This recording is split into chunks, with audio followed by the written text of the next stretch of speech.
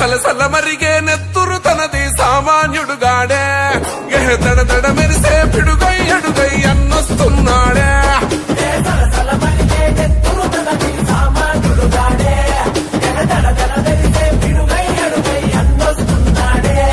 ఏ కొమురం పులిలా గడుగేసి అన్యాయపు కొడుకుల కడిగేసి న్యాయం వెనకే తను నడిసి నన్ను పెక్కని సూర్యునులా నిలిసి అతడు ప్రజల కోసమే అన్న ఎప్పుడో